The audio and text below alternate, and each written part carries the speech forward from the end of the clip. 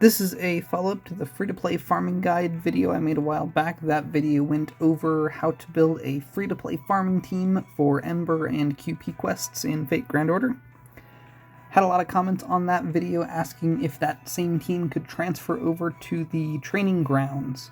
Answer to that question is pretty complicated, so I'm making this video to show you what I'm talking about.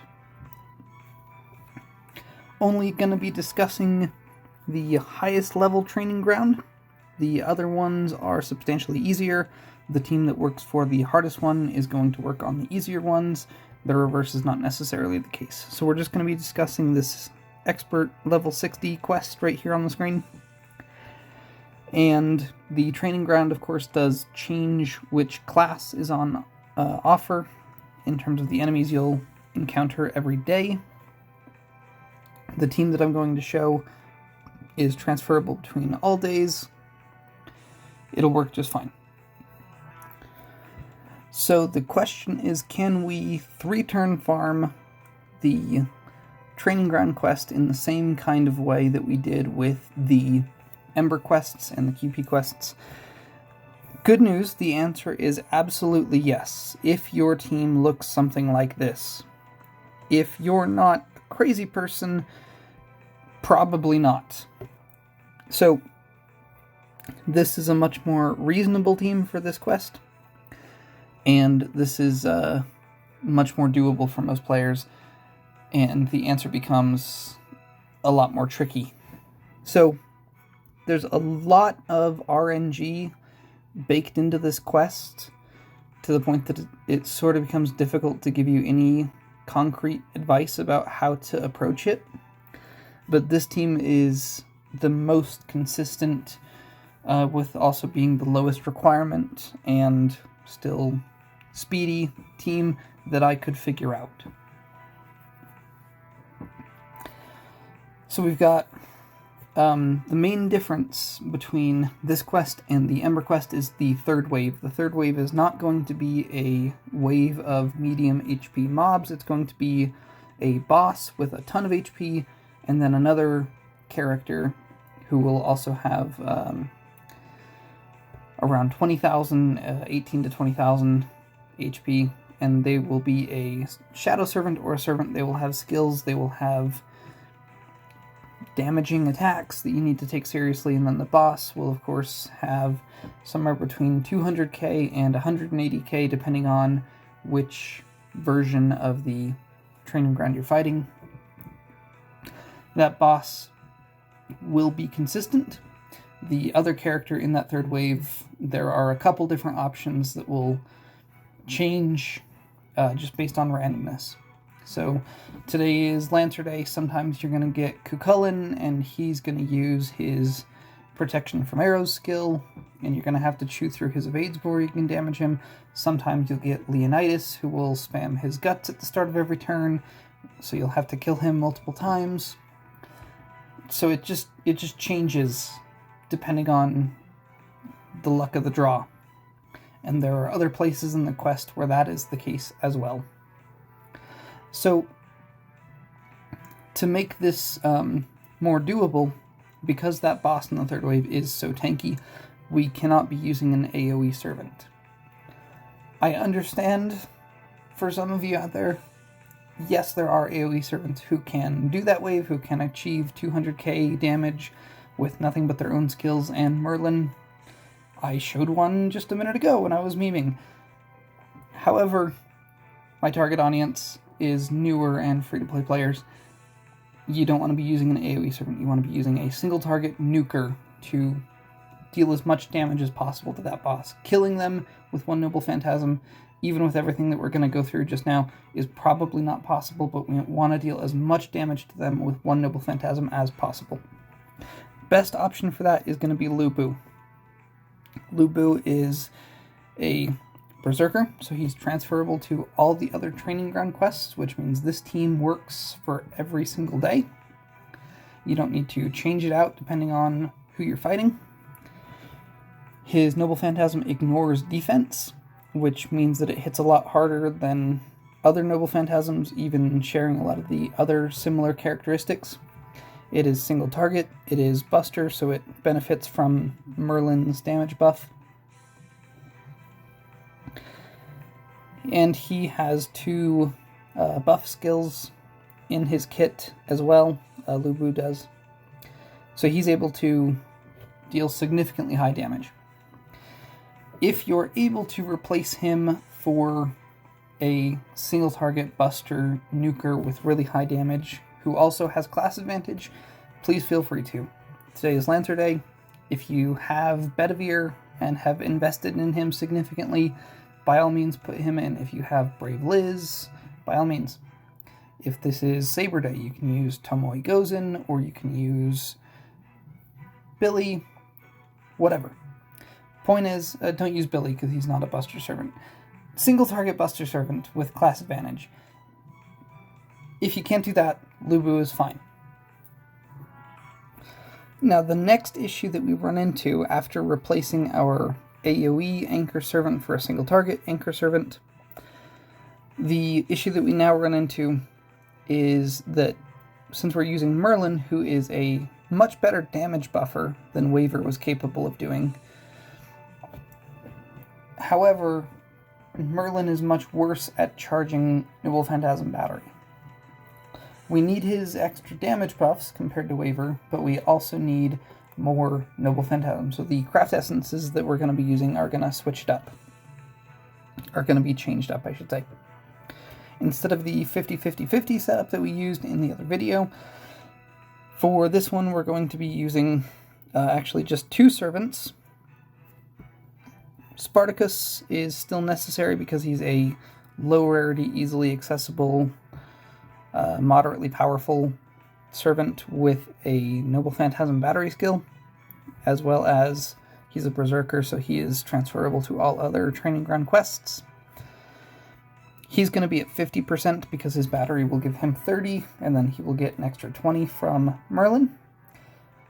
Lu Bu is the trickier one. You need this craft essence right here, the imaginary element. I'm using the max limit broken one, as you can see, because I don't have a base version of this craft essence on hand just now.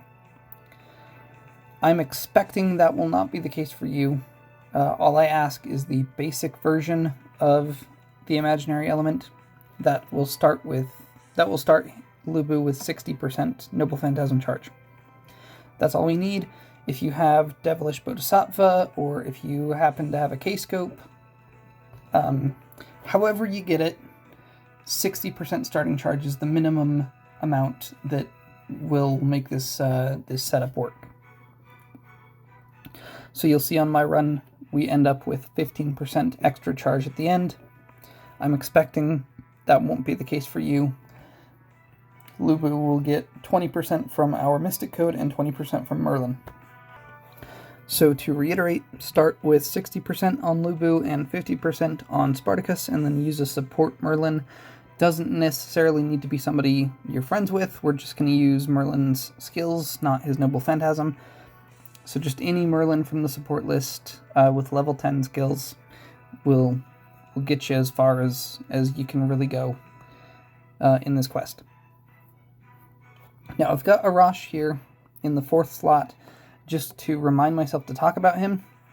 If you do happen to have another max limit broken imaginary element in addition to the base imaginary element you're using on Lu Bu, you can bring a little bit of extra consistency to this run by swapping him into the first position like this. This craft essence at max limit break and his skill at level 6 or higher will allow him to self-sufficiently Noble Phantasm on turn 1. And then he'll die, and that will bring Merlin in and get us to the same place. I understand that asking, the newer and free-to-play players who are my target audience to have a max limit broken 4-star craft essence is a pretty big ask for a lot of you. So we're just going to face card through the first wave, which is very weak. That is opening you to some additional card RNG. You might get nothing but Merlin's cards, or you might get a bunch of quick and arts cards. and through no fault of your own, just not be able to clear that first wave through face cards in a single turn. So if you'd like to bring a little bit more consistency to your runs, and you have the availability to do this, by all means, please do so. I'm going to assume that's not the case for most of you, though. So, same thing with the other video. We're going to do all of the available strengthen quests, interludes for any servant who is available here, or who we are using, rather. We're going to make sure that everybody is fully ascended and fully leveled. Give them foes if you can. Make sure that you're using this mystic code. It does not need to be at level 10. We're just going to use this skill, which charges 20% NP gauge for one ally. Works the same at level 1 as it does at 10. So just make sure to get that mystic code if you don't already have it. And then once the setup is complete, we will send the quest.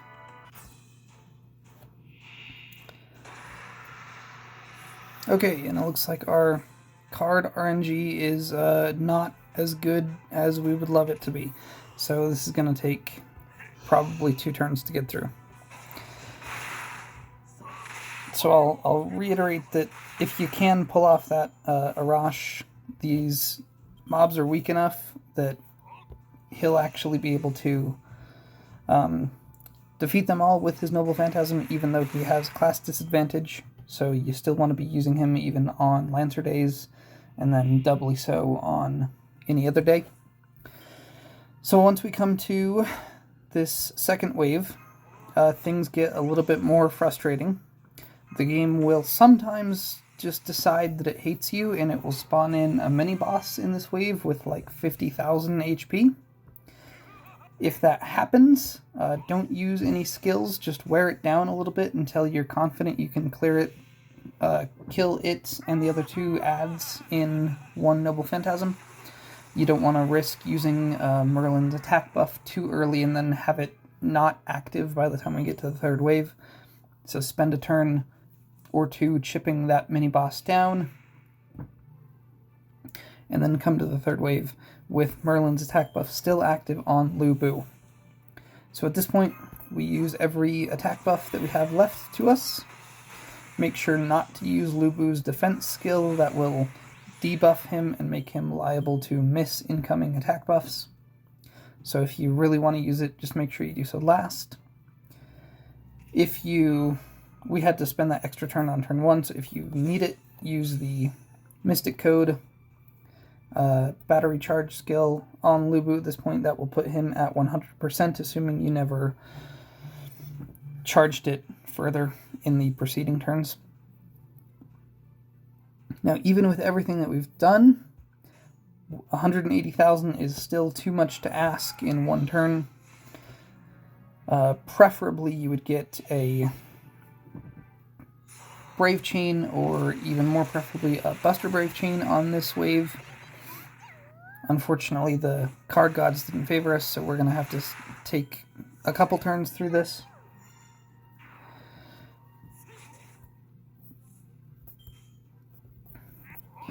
So we use the Noble Phantasm. You might get lucky and get that Buster Brave Chain and be able to kill Elizabeth in turn number 1, and then just be able to face card the other enemy down immediately thereafter. No such luck for us on this run in particular. That's okay, as you can see. Oh, you're kidding. Well, that's how it goes. So, once you use the Noble Phantasm and deal as much damage as possible, then just face card your way through the rest of the fight. And sometimes it'll take a little bit longer. Sometimes this ends up lasting 4 turns. Sometimes it stretches into 5. Sometimes you get really unlucky, like we did here, and it goes into 7. Still a reasonably quick clear. I mean, even with some of those factors going against us there. But when a quest has that much inbuilt RNG and numbers as high as the as that quest can get. A moderately quick clear is sometimes the best that you can really hope for, unless you can replicate that Gawain and Artoria team that I showed right at the beginning when I was memeing. So that's kind of the best that I can do. That's the best that I've been able to come up with. That was actually the slowest clear out of any of the tests or attempts that I've made leading up to this. So that's unfortunate that that's the one that's going to end up in the final cut, but that's the way it goes, I guess. Sorry that that's the best that I can do. Like I say, the quest is a really difficult one. It's not something that is necessarily meant to be speed farmed in the same way that the Ember quest can be. So just do your best with what you have. And yeah, that's all I have for you. Put any questions about this topic or any other topic relating to FGO in the comments below. I always get back to people. In the description of this video, I'm going to have my in-game follow code as well as my Discord username, so you can follow me in the game and use my support list during Part 1 story quests, which often looks a little bit something like this. And you can contact me privately on Discord if you want to discuss anything with me outside of the YouTube comment section. Some people are more comfortable talking about account details and that kind of thing privately. So that's fine too. Feel free to reach out if you would like to. I'm always happy to help. So thank you very much for watching. I hope this was a little bit enlightening or helpful to some of you out there. I will catch you in the next video.